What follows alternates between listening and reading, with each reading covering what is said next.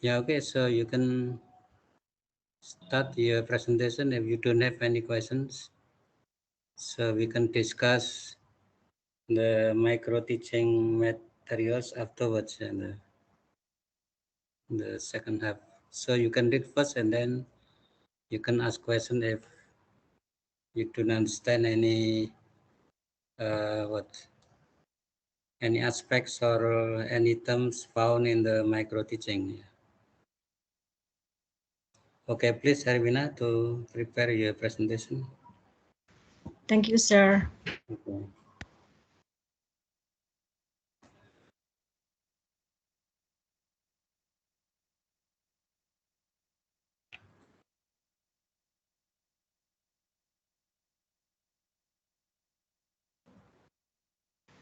Lutfi, can you please open the presentation? Thank you. Okay, so we will present our presentations uh, about principle of language learning and teaching. So from the by Erwina first, time is yours to explain. Thank you.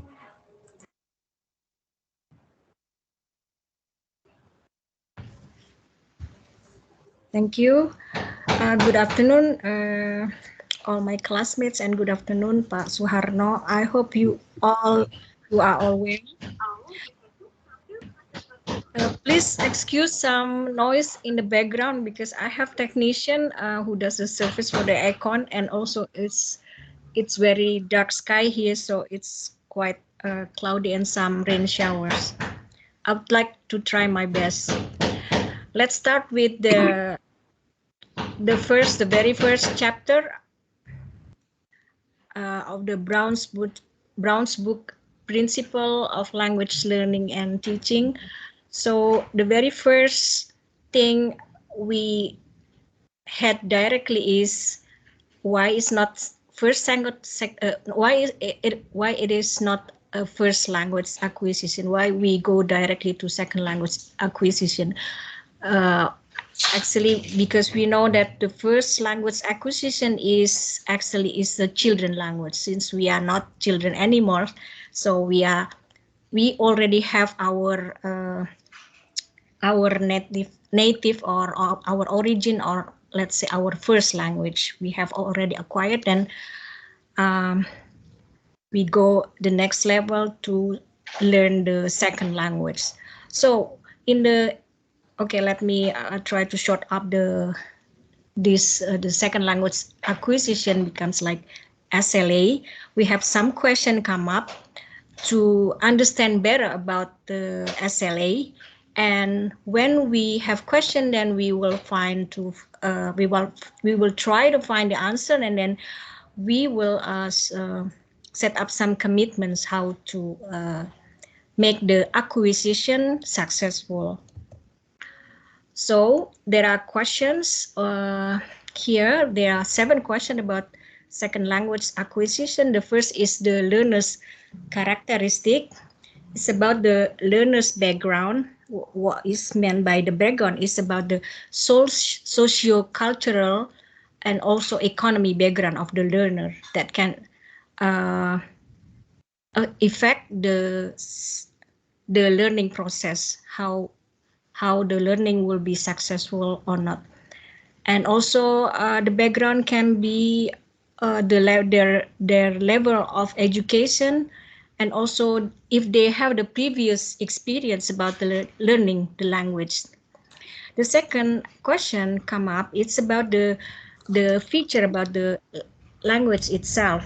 So I think it's more about the technical. Yeah, we have learned before. I think some of you already studied in the previous semester the some technical features like phonemes, morphemes, word sentences, and other discourse structures. The third one is about the learning process, means that what are the steps and strategies to make the learning and teaching process become successful. And the fourth one is age and acquisition. So we do some kind of like mapping about the age level. Of course, we cannot give the material to the learners who are like between 1 to 5 years old. Materials will be different with the material will be different if it's given to learners who are in the age of like 15 to 20 or 11 to 15, something like that. Yeah. And then the fifth question is about the instructional variables. It means that we are challenged as a teacher, that we are challenged to construct a lesson plan that can facilitate the process of learning itself. And the sixth question is about the context. So can it be like a technical or just a real-time context? So I give you one example. For example, the word salty, it literally means, from the taste of salt. Yeah. But if you go to the like idiom or slang, it can be now meaning as angry or pissed off. So that's kind of like they nowadays people tend to refer to the real-time context.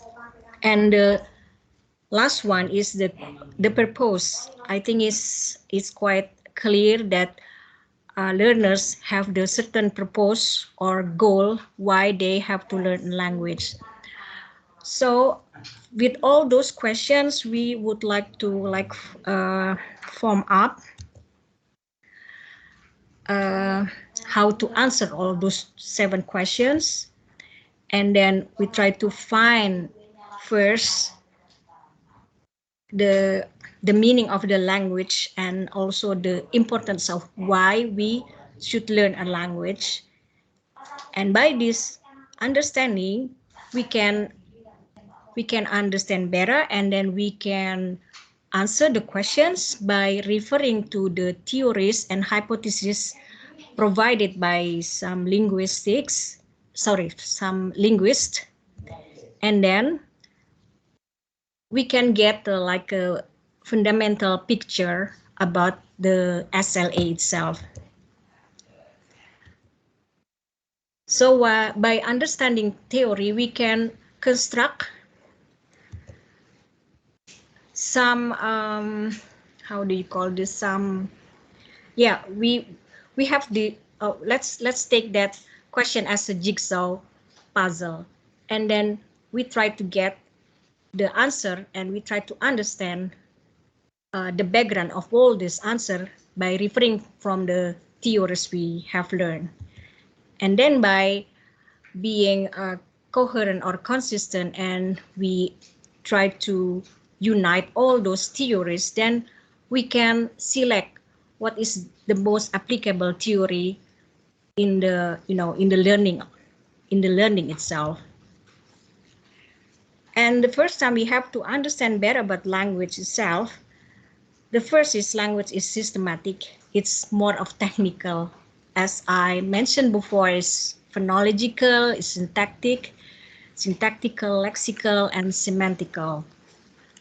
So all those things we have to learn and understand, and it has to be like in this discrete learning. Yeah, we have to learn first one by one. The second one is language is a set of arbitrary symbols. Arbitrary means like it's a privilege.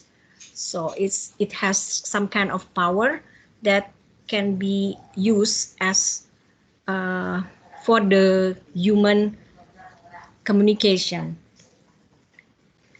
And the symbols are primarily vocal, but may also be visual. So those symbols, as we as I mean, okay, I try to explain more about what is meant by the word vocal here. Means that those symbols is is speakable, is pronounceable, but the same time it can be also visual because we have some structure that we can learn. Yeah, we have some reference, we have some books. Yeah, so that can be also visual. And then the symbols can have conventionalized meanings, means it can be also referred to the semantic, language, cognition, psycholinguistics. So all these features can surround the meaning itself. So not only based on the context, but also based on their technical features. The next one is language. Of course, we use the language for communication. And then this number 6 is we are using the language for for our social communication, and it will head to the further level if we want to understand better about the other culture or other feature of the people around us. Number 7, language is essentially human, although possibly not limited to humans. So until now, we know that what is language is actually is a tool of communication between humans. Even though there has been some research that chimpanzee can also speak, but of course it's not human language still until now. And number 8, I think I have sent the wrong on number 8. So I have corrected here on my PPT display now. So number 8 is language is acquired by all people in some way. Language and language learning both have universal characteristic. So we can all people we can do the same way of how to use the language itself, and the use of language itself is very widely universal. So it can as related with number 7, it can be like human language and non-human communication. And then also neurolinguistic, I think it's relates to the new. Okay, this one I have to ask Pak Suharno what is neuro linguistic, because is another thing about linguistic.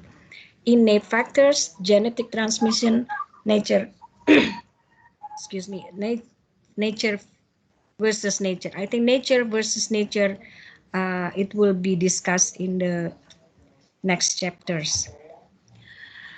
And then why in the first place the title of Brown's book is Language Learning and Teaching. Yeah, because we know that the teaching itself is a tool to facilitate the learning.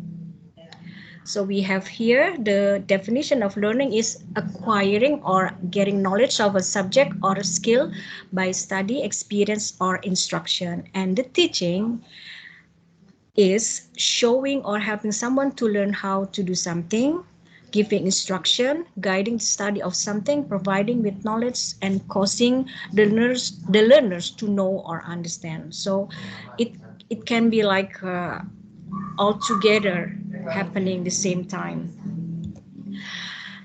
So we go to the next discussion about SLA, how we can understand better about SLA. There are some views from the linguist taken from this Brown's book. The first one is structural linguistic and behavioral psychology. The second one is generative linguistic and cognitive psychology. And the third one is constructivism. Okay, I will go one by one. Structural linguistic. The languages can differ limitless from each other. So as we know that there are millions of different languages itself, even in let's say in the province of Central Java, there are a lot of different languages. And the second one is the idea or meaning is much less considered. So it is actually considering more on the verbal behavior.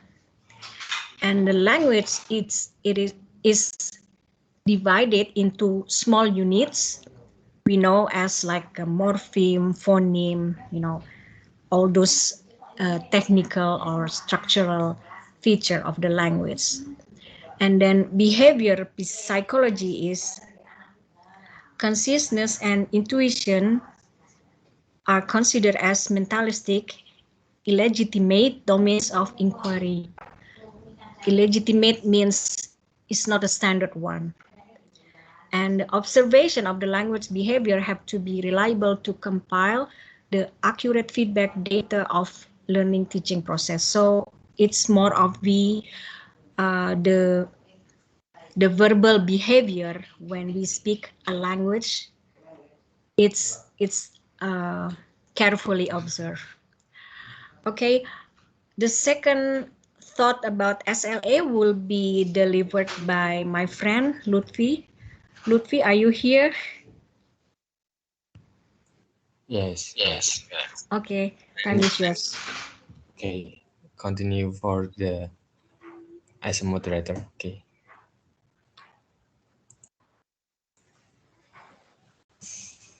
Okay, I will explain for the generative linguistic and cognitive psychology. So, generative linguistic is not only describing language or achieving the level of descriptive adequacy, but also explaining the level of adequacy in the study of language that is a principal basis independent of any particular language and so on. So generative linguistic is a school of thought within a linguistic that makes us of the concept of generative grammar.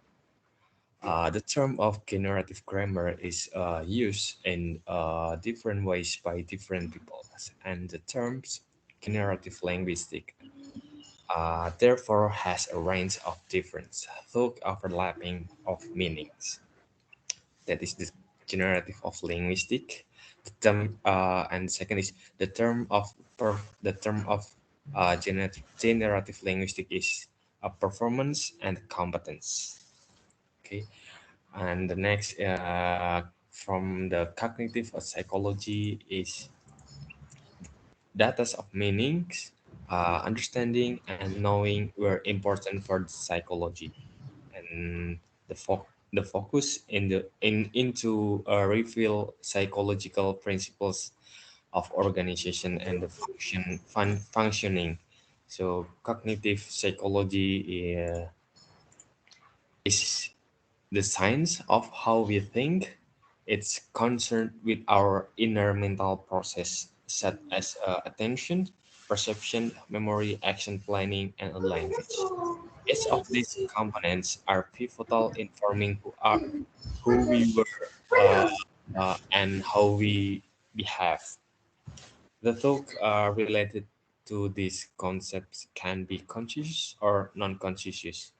We might consciously make an effort to focus our attention on a lecture, for example, like, but the light flickering in the room could trigger non-conscious elsewhere. So next,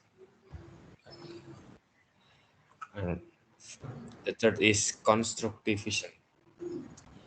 The characteristic of con, con, constructivism is uh, involves the integration of linguistic, psychological, and the sociological paradigm.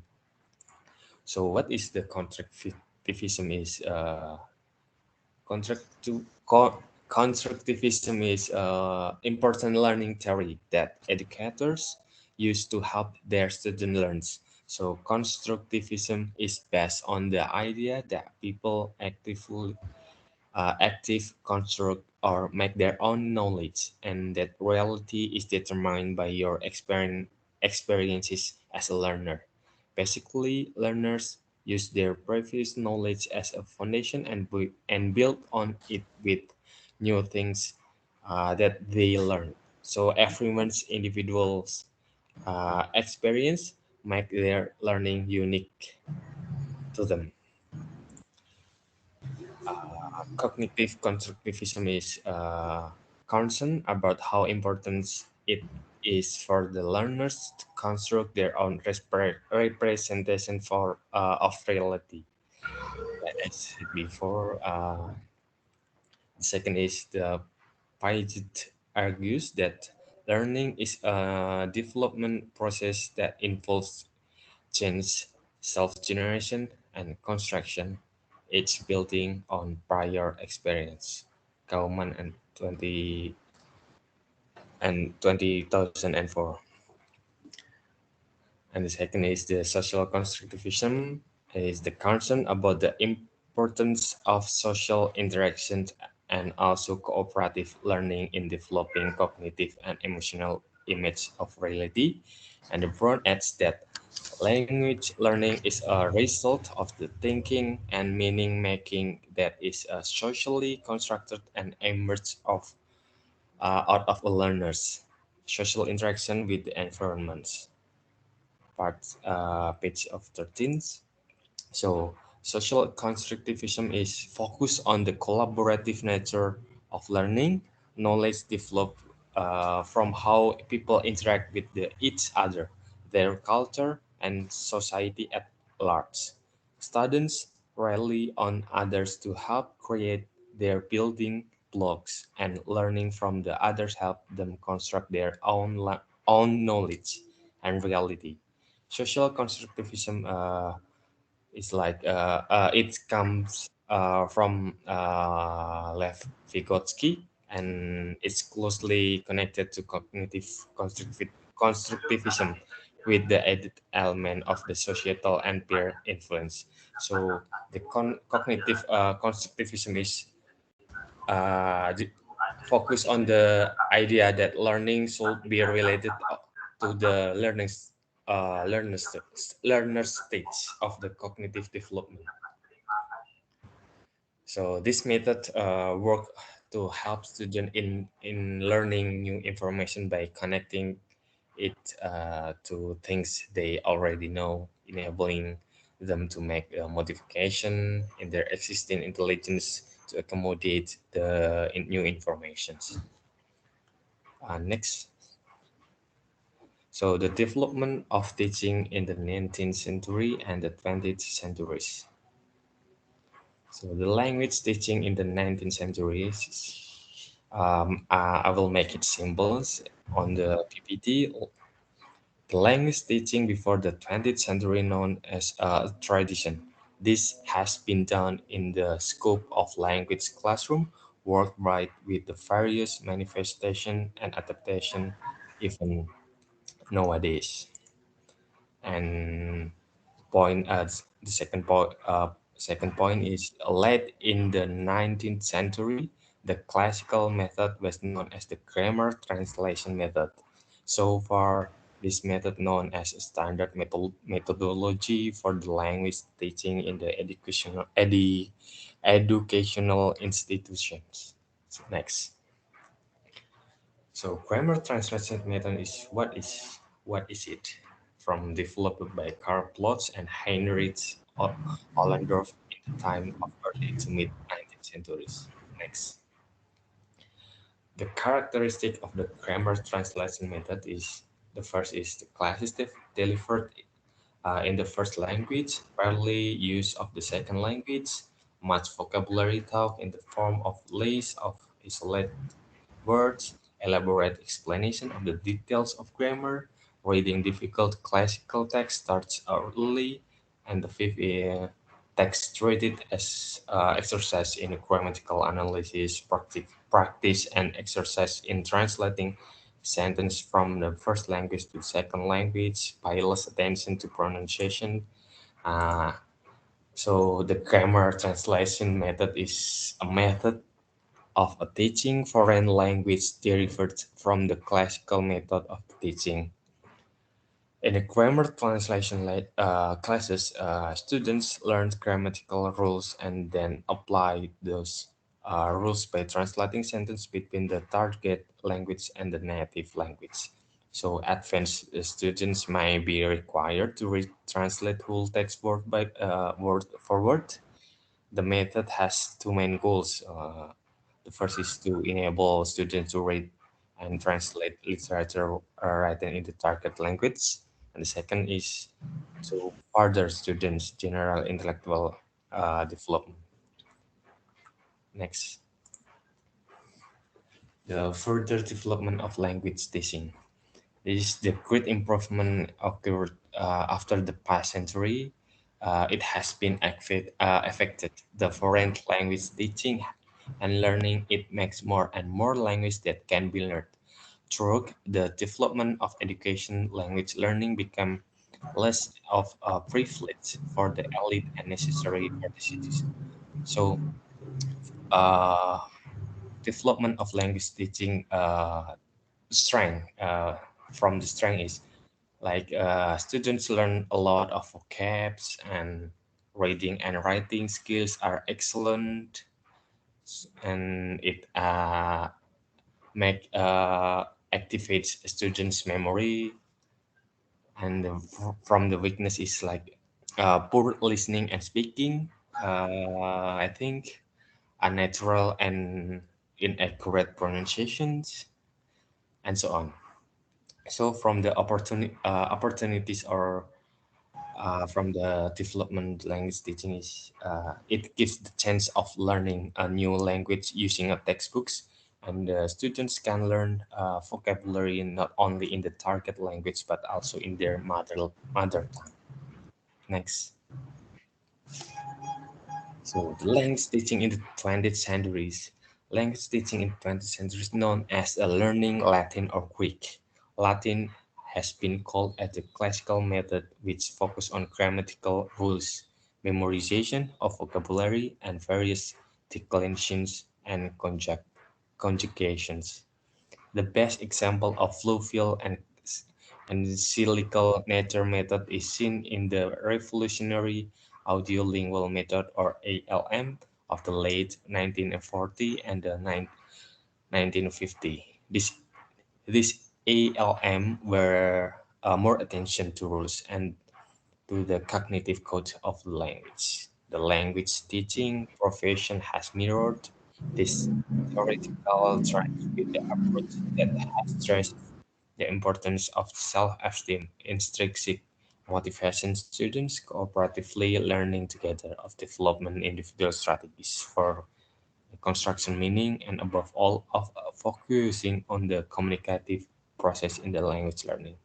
And the last is a significant difference between current language teaching practice and those of half a century ago is the absence of proclaimed orthodoxies and the best methods. Next. So the conclusion is the process of learning language has developed rapidly over the years, and those processes have arisen repeatedly throughout history. Therefore, the research for a better understanding of the language learning and teaching will certainly continue. Okay, this is the quote of the Noam Chomsky. If you are teaching today what you were teaching 5 years ago, either the field is dead or you are. Thank you. Stay safe, everyone. Thanks, Lutfi. So that's all our presentation today. So we both welcome for any input, any critics, any questions. So I think I will give the time back to Pak Suharno. Thanks for your attention and stay safe. Okay, thank you, Erwina and Mas Hakim, for presenting the first chapter. And now we come to the second session. That is the question and answers or discussion to give more insights about the topics that is the language learning and teaching, also the language teaching in the 20th century, the development of, let's say, like GTM was briefly discussed in the first chapter. So just like in the what science or scientific convention, that is the one theory is then uh, replaced by another theory which is newer, or so you will have like the cyclical pattern.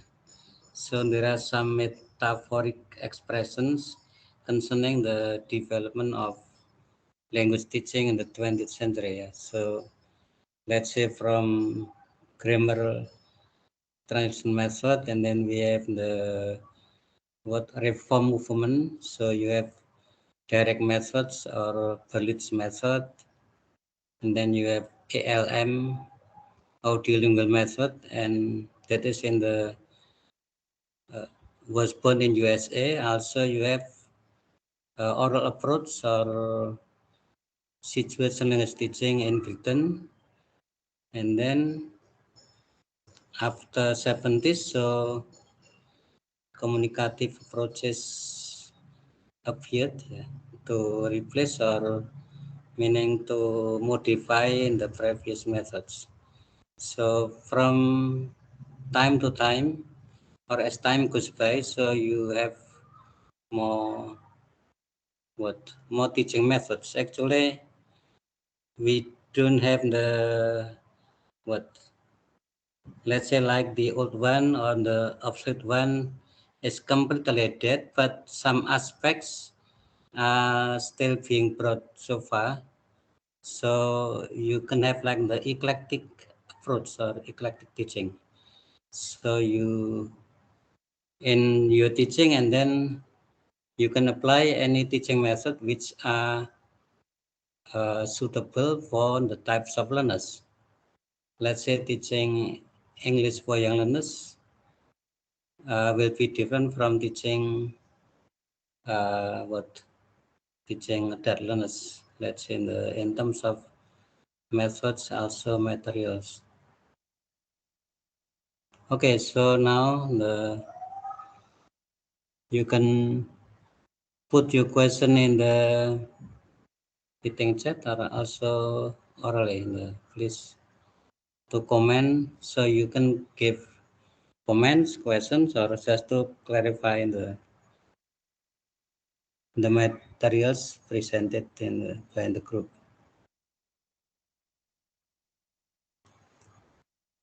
Okay, please.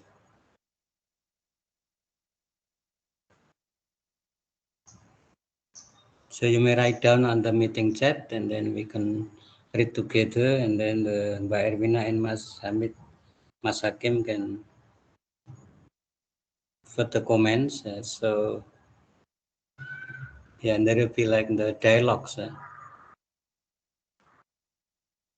Dialogues techniques actually appeared in many thousand years ago. In the time of Socrates, there was a dialogue, and Socrates was supposed to die because of provoking youth or young generation to have more critical thinking. So by the state, Socrates was considered dangerous man, and he should die by drinking the potion, minum racun gitu ya, karena hanya masalah tadi metode mengajar yang dialog tadi itu Anda bisa dihukum mati gitu ya.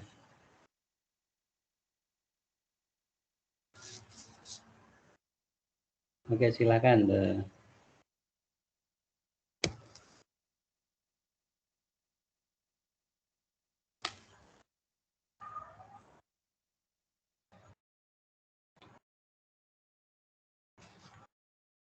So like the grammar translation method still applies up to now. Because why? If you are teaching large classes, so what you can do is to use GTM, meaning the techniques or the materials.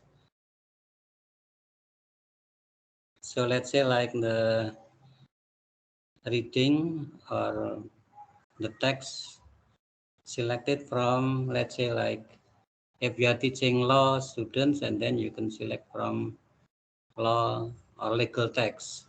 If you are teaching the students, the engineering students, and then you can select from the technical text. But the way you present, it's like the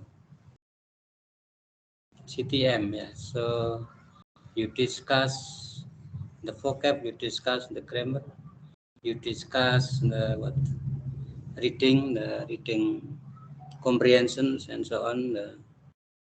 Also sometimes the language interaction is in the first language, meaning in our context is the Indonesian. Yeah. So depending on the group. So if you are teaching the students of communication major, like in the social and political science faculty, so the focus is on the communication skill, meaning like in the public speaking. So the focus is on the speaking skill or communication skills.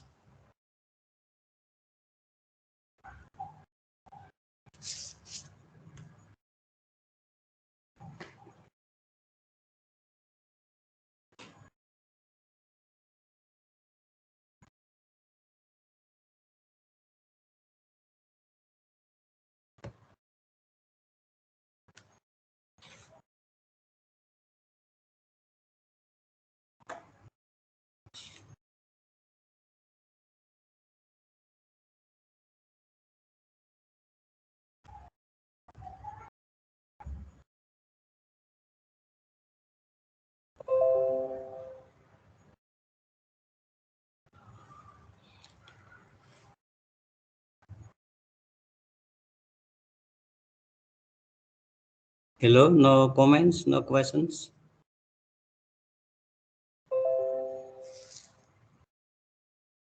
Okay, please open your Brown's book, yeah, Brown's book.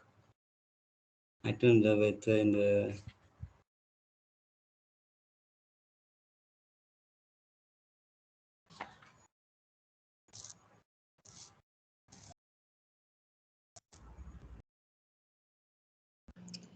But would you like me to share Brown's book? yeah. No, I mean, you could open from the files, yeah. yeah, I already downloaded the book. Open the files, the ebook, PDF. Yes, The, yes, I already have it.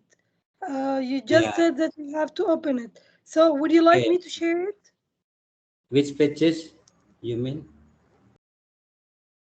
No, no, no. Actually, I thought that you wanted any of us to share the book on the screen. Oh, not on the screen, no, just the, Okay. please open on the files and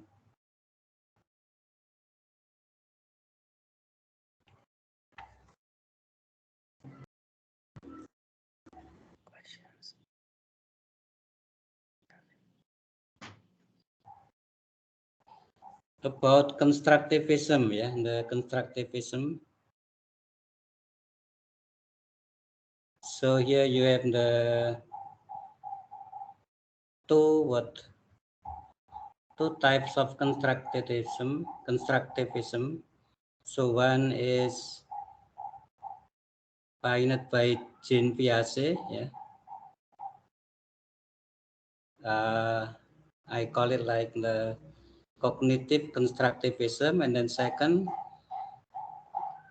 is pioneered by Lev Vygotsky, yeah, from the Russian psychologist.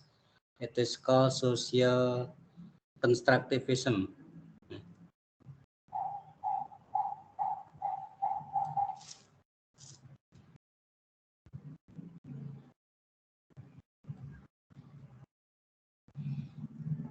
So my question is the difference between cognitive constructivism by Piaget and second social constructivism by Vygotsky. What is the difference or what are the differences? So you could find in page 12 by Browns, yeah. Or you could find in the PowerPoint by Erwina.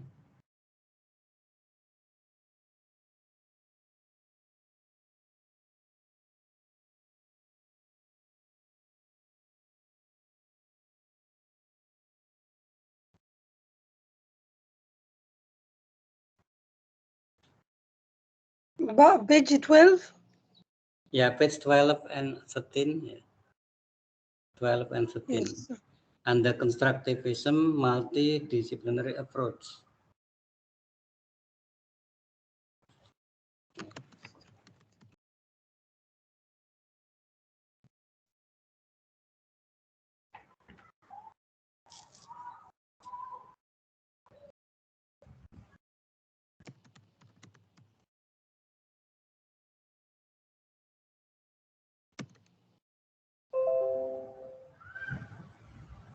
Yes, we can find it. But Yeah, actually, on the book I have, it's on page 23.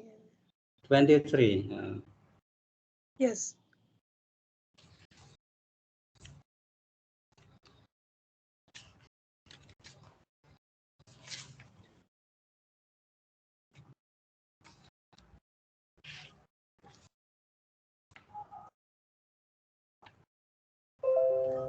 Yeah, so what I have in the print, yeah, printed versions, perhaps different from in the in the ebooks.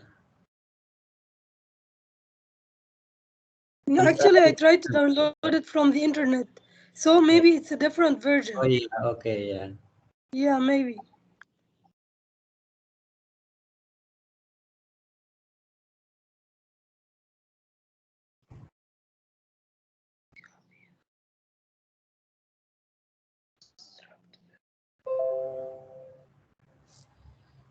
So in the second paragraph, yeah, about the Yes. what is constructivism and how does it differ from the other two viewpoints described above, meaning the so constructivism is like the what integration of linguistic aspect, psychological aspects, and sociological aspects, meaning the Aspects. here paradigms.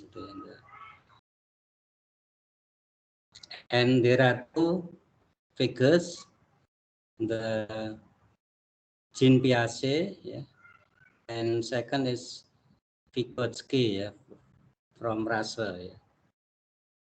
So Piaget, the what do you call the pioneered about the cognitive constructivism, and then while Vygotsky focuses on the social or social constructivism. Yeah.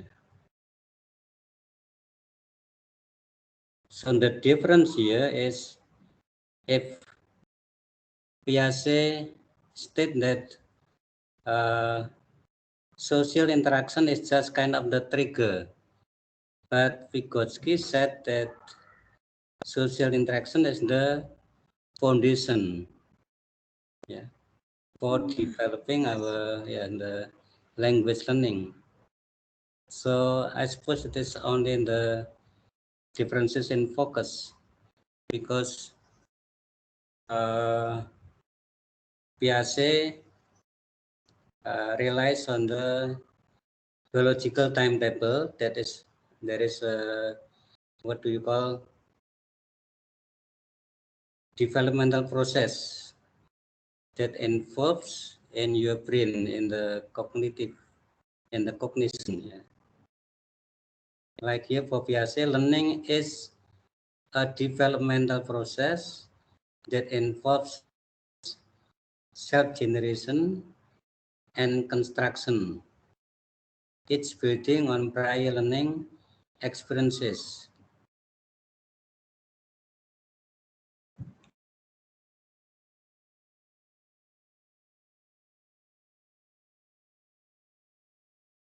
But Vygotsky, the focuses on the about the social interaction, meaning the child's language will develop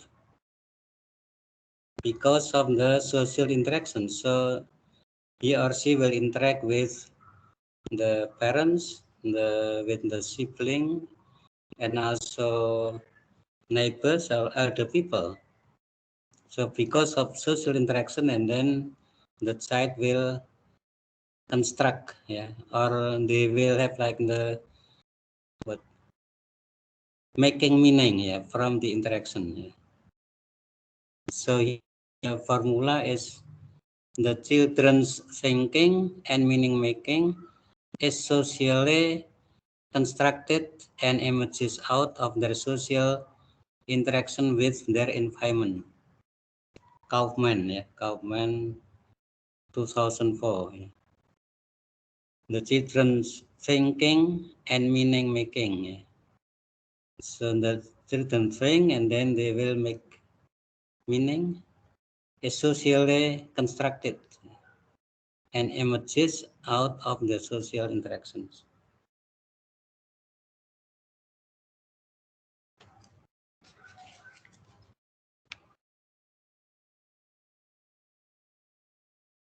Okay, any other comments about the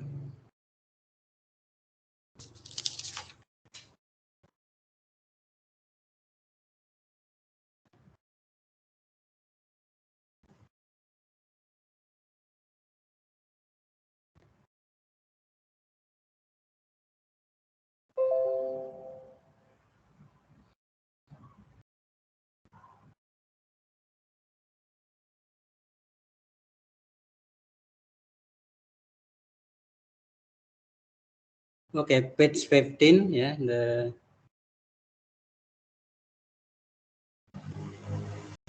schools of thought and second language acquisition. Ada enggak itu yang di PowerPoint?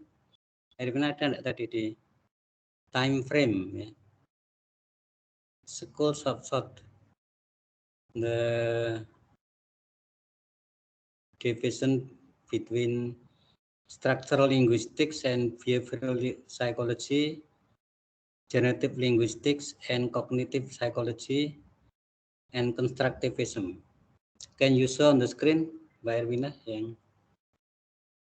ada enggak di situ? Screen-nya yang perbandingan, the comparison or my PPT, our PPT, sir? Yeah, in your PowerPoint, perhaps you could find the. Because we don't make that kind of like in comparison, but I can share screen what I can get in the book. Yeah.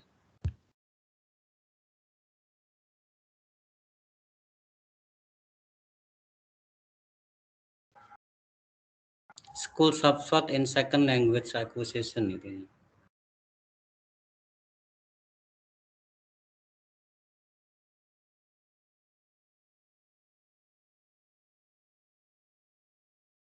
Yeah, okay.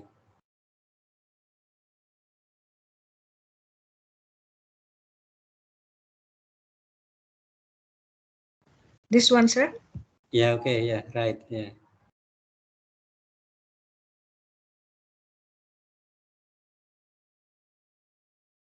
Okay, so if we look at the time frame and then early 1900s and 1940s and 1950s. So 1940s, that is the what? GTM, yeah, grammar translation method. So because at that time, the aim of learning second language is not to communicate, but for reading the literature. That is why the materials were selected from the literary works. Let's say like what novels or from short stories or from the narrative text. Because the aim is to study literature. So in the way the teacher teaches is different from the what present days. Let's say we will analyze the meaning of the words, meaning the diction or the vocabulary. Also, we analyze the grammar, and also we translate. Yeah, and also the language interaction is carried out in the first language.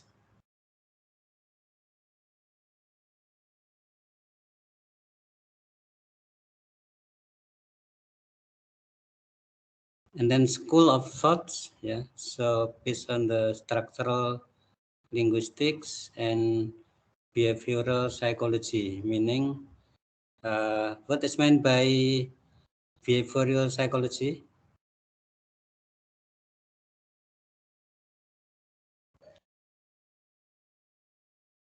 So if we refer to the theory of learning, so we have the first type is behaviorism, and then second we have cognitivism, and third is constructivism. So behaviorism we refer to two Greek names. What are they? Or who are they? Sorry. Tokoh behaviorism, meaning the famous speakers.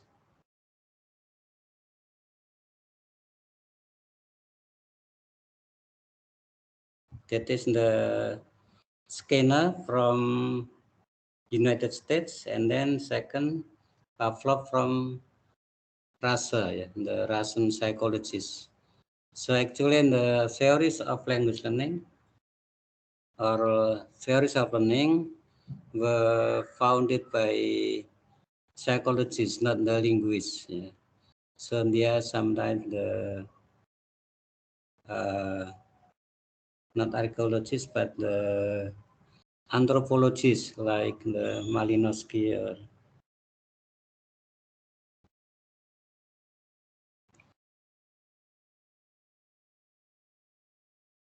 So if we compare between behaviorism and also cognitivism based on the generative linguistics. So in the period of behaviorism, the learners are treated like objects, meaning they are not considered thinking being. They are considered, let's say, like the what they are supposed to imitate, just the being imitators, imitate what the teacher says. That is why the focus of teaching and learning on the repetition, imitation, and then memorization. So without thinking. So mind and body. So the focus is on the body, yeah, not on the mind. Different from Noam Chomsky and the generative linguistics. So here the typical theme, description, description. So observable performance. So anything which is observed, it is in line in the what you call research. So empirical. So anything we could see, we could touch, and then we could hear, we could taste. So anything which is observable. And scientific method, and that is the like language is. So it should be systematic. So based on the research, and then we try to apply the research results. So if we could order like from the research in language, that is the become theories, and then we as teachers we should apply those theory in the teaching.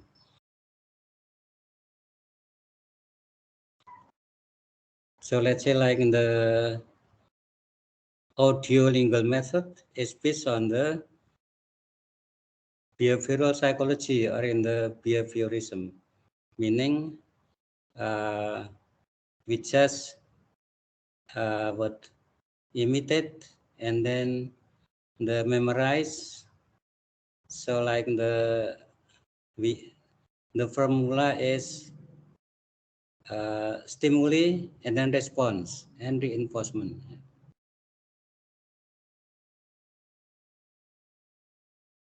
So like Autolingual method is a representation of the behaviorism as a language learning theory.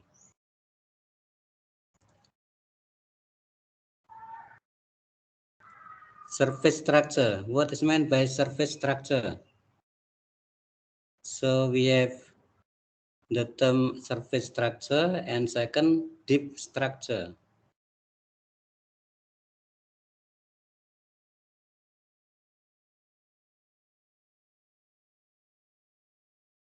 Anyone?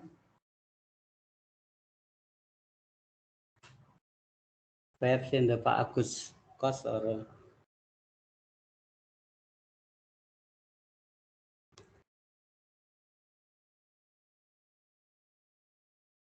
what is meant by surface structure, and then also we have deep structure itu.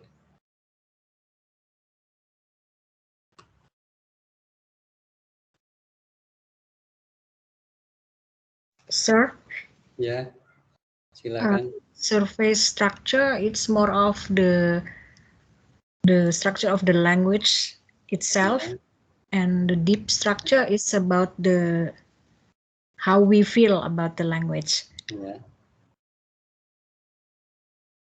Can you give an example or illustration?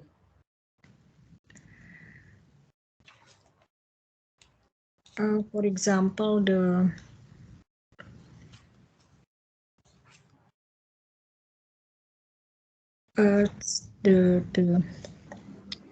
surface structure is, it's maybe more about the words, but the deep structure is, it's a further level. It's more about the technical features, for example, like syntax, grammar, and the others. That's it, sir. Yeah, so if we use analogy, so like the performance and competence, so competence is similar to the deep structure, and then the performance is similar to surface structure. So what we express, what we speak, express in words, that's the surface. So which is observable gitu ya. And similar to if we refer to disorder is lung and apa itu satunya lagi nama jurnal kita. Lung is like competence, ya, oral deep structure. Lung and parole, ya kan? Lung and parole, ya. Parole, the name of our journal as to linguistics. Parole itu kan. So lung is the system in our mind, ya, abstract. Parole is the concrete, meaning what we say, what we express. Language we express in, because lung is system and then parole what we say. So you and I will be different in expressing our language in terms of like the, let's say like accent or, but the lung is like the rules what we understand in our mind.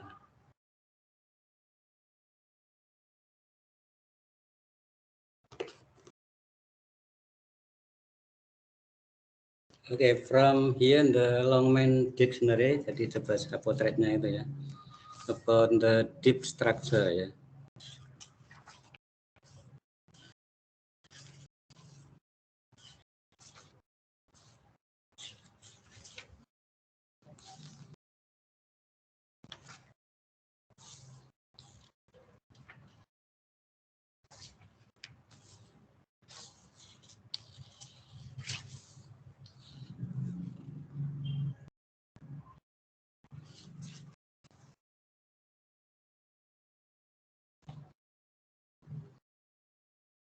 The surface structure is generally the syntactic structure of the sentence which a person speaks, hears, and reads or writes. Ya. Jadi yang tadi, which a person speaks, hears, and reads, writes. Deep structure is much more abstract and is considered to be in the speaker's, writer's, hearers, or reader's mind. Jadi apa yang ada dalam itu, what is in our mind gitu ya.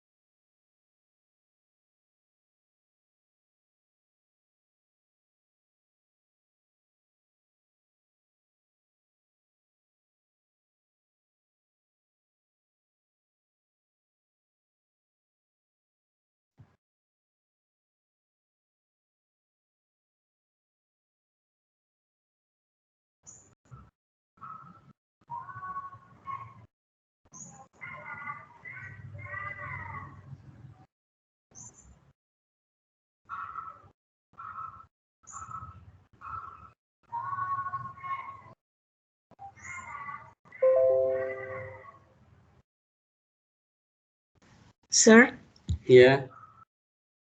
there is question on the chat from Ivonda. Yeah. So she was asking about from slide 10.1 that languages can differ limitlessly from each other, but she feels that it may contrast to the universal grammar, that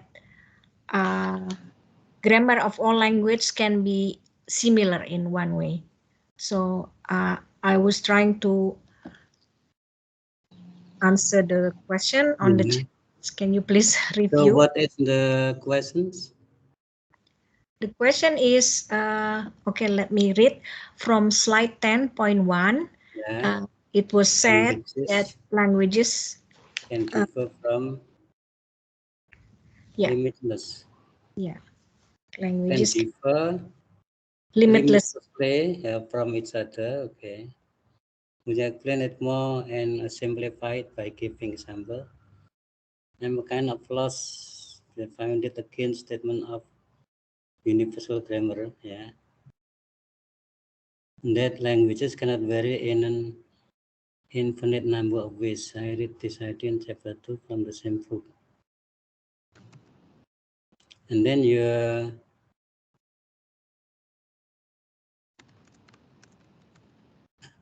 answer, one example is between two Nordic languages, Norwegian and Finnish. They have completely different grammars, even though geographically Norwegian are neighbors. This happens because the two languages are not coming from the same root of German language. Why there is still term of universal grammar is to simplify the early learning of one language. Yeah, okay, so about universal grammar, yeah, and derived from generative linguistics from Noam Chomsky. Yeah. So we have the UG and also what is the second one? LED, yeah, and the learning apa itu? Language LED, acquisition device. So it is kind of the predisposition or the innate, meaning inherent. And then there was research concerning the word languages. So I forgot his name, or two persons. Research on the 30 languages, yeah, in the world. So perhaps the selected from, let's say, from the 5 continents, let's say in the from African continent, Asian continent, European, and Australian, and so on. So the complete number was 40 languages in the world. And then from the research, the conclusion was in some what the rules, grammatical rules, there are similarities among those 30 languages. And then they conclude that what the languages are universal. Let's say if we were born in, let's say in what Crimea or born in Europe, perhaps also we could speak the Indo-European languages. Yeah. So from the 30 languages, and then they assume about there are similarities from the word languages in terms of like plural form, and then the what about the inflection or conjugations. If we look at the Indonesian language, so we belong to the tenseless language, but in Indo-European, some languages are tense languages. Tense, ya. Ya. Ya. Sebentar lagi.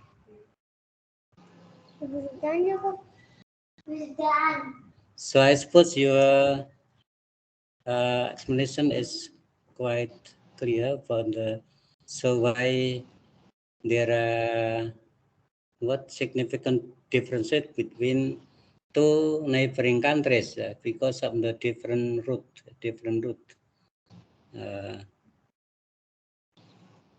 So let's say we can divide the languages like in terms of writing. We have Semitic languages, Semitic that is from apa itu Arabic, Timur Tengah, Middle East, and then we have Anglo-Saxon languages. Yeah. Then what else? And then there are what 4 or 5 about the roots of languages. Yeah, Anglo-Saxon, Semitic, and then the yang Asia itu apa itu ya masuk itu dari from let's say like the contrastive rhetoric, yeah, contrastive rhetoric. So I forgot his name. He differentiate between the four types of languages. Perhaps the Hen Farouk can tell me further about the based on the contrastive rhetoric. Yeah. I'm not sure myself, but would you Yeah. please say again? What's his theory? So About the the Anglo-Saxon and then Semitic and then the Indo-European languages. So yeah, that is the kind of the family of languages. Family, yeah. And we belong to family family. the I think Malay Arabic belongs to the Semitic or languages. Melanesia or Melanesian languages. We belong to the Melanesian languages. The family of language for Indonesian and Melayu. Yeah, and so we belong to the Melanesian family or like and then also we have the Semitic from the Arabic and then Hebrew. Yes. Hebrew, yeah, and what else? Yes. And then from like Mandarin or Korean, yeah. So from different the family, yeah, or root. Yes, different families, but Yeah. I'm not sure. Irvina was talking about the differences between Norwegian language and Finnish language. Yeah. That people from different countries they can understand each other. The Yeah. language is different and the grammar is completely different, but still they can guess the meaning. About Arabic language, the same applies maybe, but in a different way because in Arabic world we have 22 countries that Yeah. can speak Arabic language, the same Arabic language, but different dialects. But Yeah. those Right. dialects are so different to the extent that sometimes it looks like different language. For example, language Arabic from Morocco and Algeria Yeah. is Yeah. so different. Even so difficult for people from Arab, Saudi Arabia or Egyptian Arab to be Yeah. able to tell the meaning of Arabic words used by them. For example, Turkish language and Kurdish language, they are Yeah. different languages, but they can understand each other. The same applies to Uzbekistan and Azerbaijan. They can understand Turkish, but they are Yeah. not speakers of Turkish. Yeah. Yes. Right. Yeah. The, Yeah. the same but with Italian and Spanish.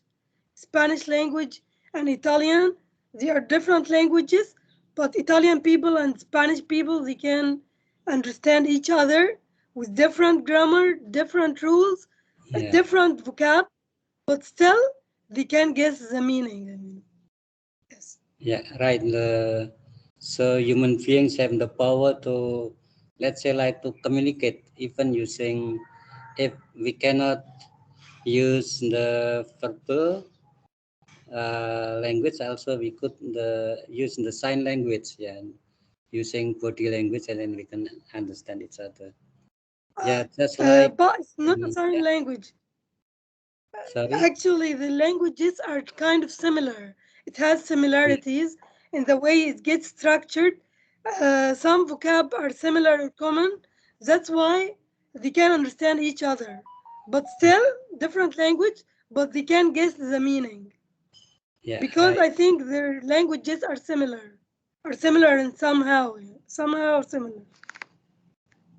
Yeah, that is through the term universal grammar, meaning in some on several terms, several aspects. So we have similarities in terms like the about the pattern. Yeah. So like English and Indonesian, it is known as the no pro-drop language, meaning when you write a sentence, you should have subject. Yeah, the if no subject, and then it is considered not grammatical.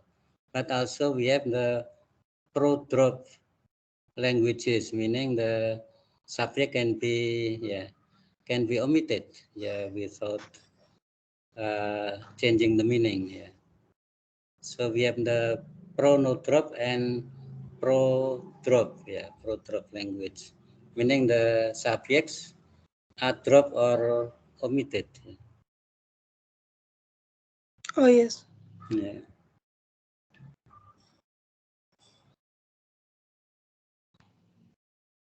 Okay. Any other comments concerning the about? So we have the universal grammar and also what even in what English what we are learning now. So if you come to Britain, and then there will be many dialects from, let's say, like the Scottish, Scotland, and then we have in England, also in what the Wales. So we have Welsh language, completely different from. So the characteristics is voiceless, let's say like diphthongs are more dominant compared to the vowels. So let's say like there is kind of the, what do you call, papan nama, ya, the title. So once I counted of the 60 words, so only 10 vowels, and then the rest is the diphthongs, meaning the voiceless diphthongs, huruf mati. Yang huruf hidup 10, and then I couldn't imagine how to pronounce that the name of the shop consists of 60 letters, ya, 60 letters.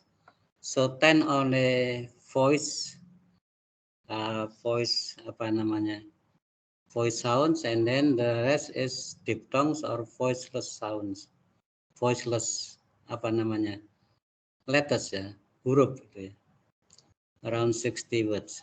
That is in Wales or Welsh language.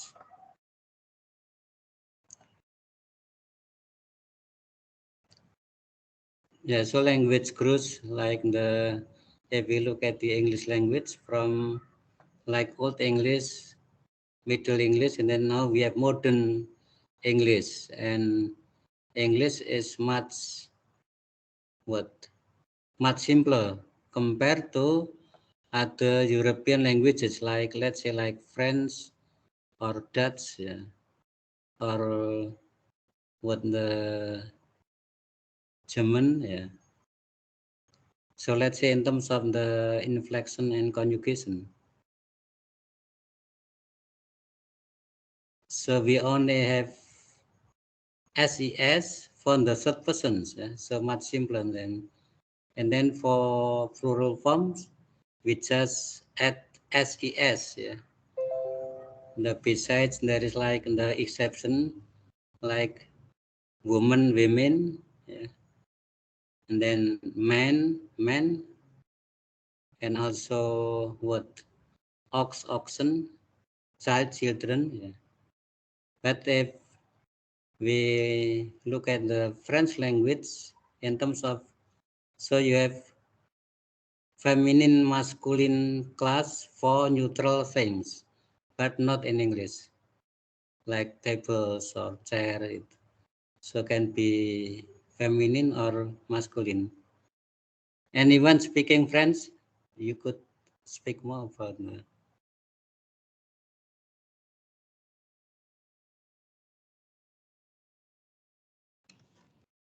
No, but we don't speak French. I see. Never tried to learn this Yeah, language. It's very difficult. I yeah, think it needs to be learned when we are very young I to be able see. to master it. Yes. Yeah. Just know some words like je veux apprendre la langue française. Uh, Just some words, yeah. but yeah, but can't speak it.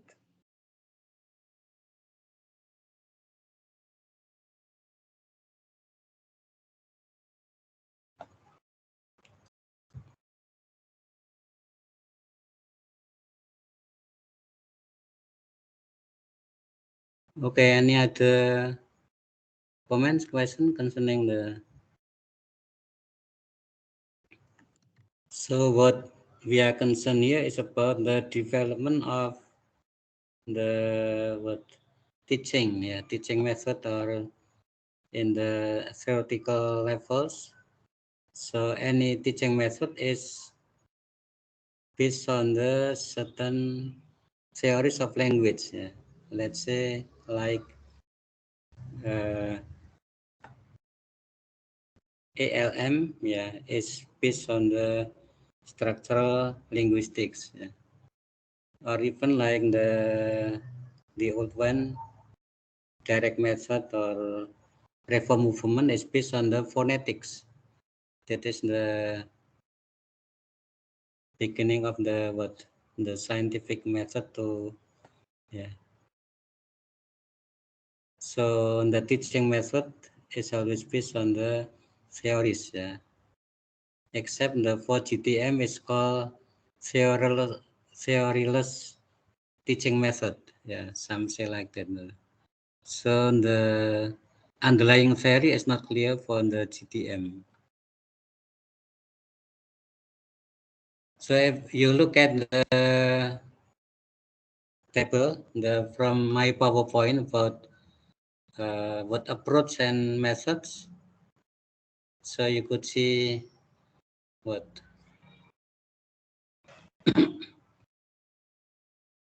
from the underlying theories, and then the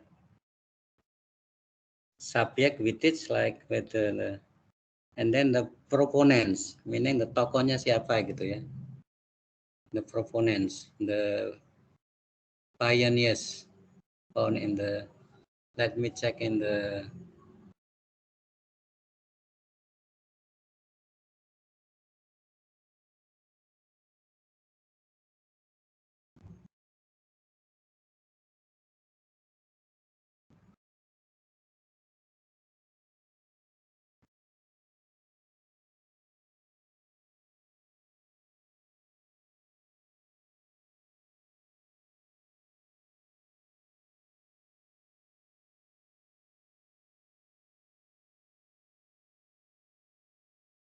I wonder if I have uploaded in the research and method. Let me be back in the files. Yeah.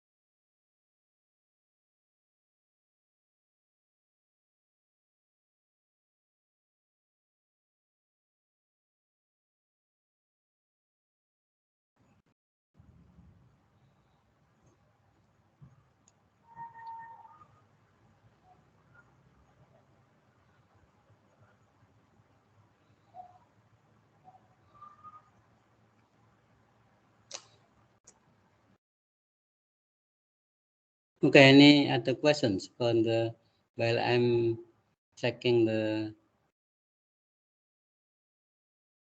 materials? No, but very clear. Thank you so much. Okay, yeah.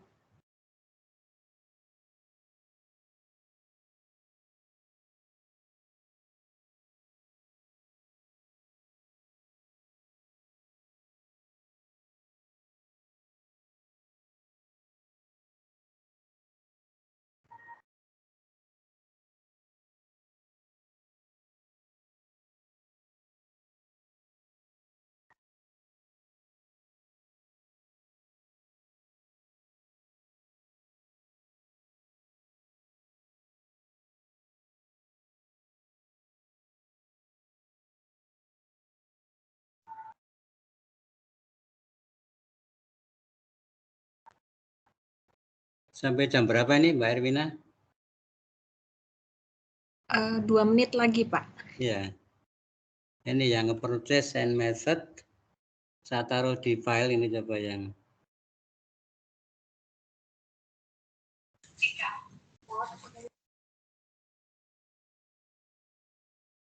Oh kok malah anu ya yang.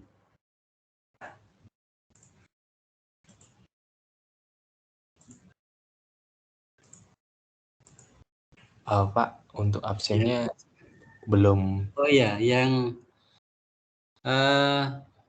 Soalnya lagi yang presentasi. masih belum bisa siapa ini ya? Tadi yang di grup hampir semuanya sih, Pak. Iya. Anu semuanya hadir nih ya? Hadir, Pak. Ya, Mas Hakim, terus Soalnya tadi lagi presentasi tadi, Pak. ini Sarfaras, Sadaf, yang merah-merah nih ya, Stella. Lainnya sudah hijau ya. Coba dicek semua sudah hijau. Stella, Sadaf, Sarfaras, sama Mas Hakim tadi.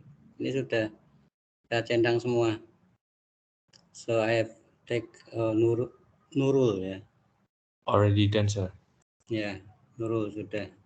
So everyone is present here and sudah saya cek semua. Thank you, sir.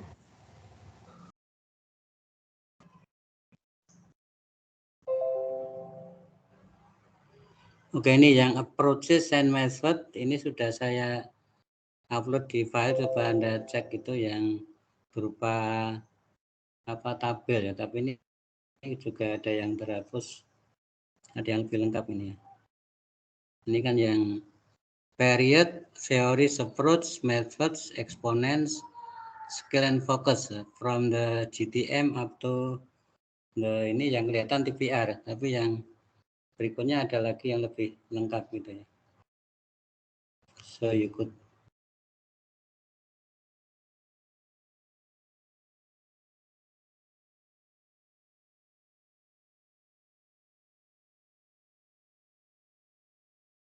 sampai 11 ini ya yang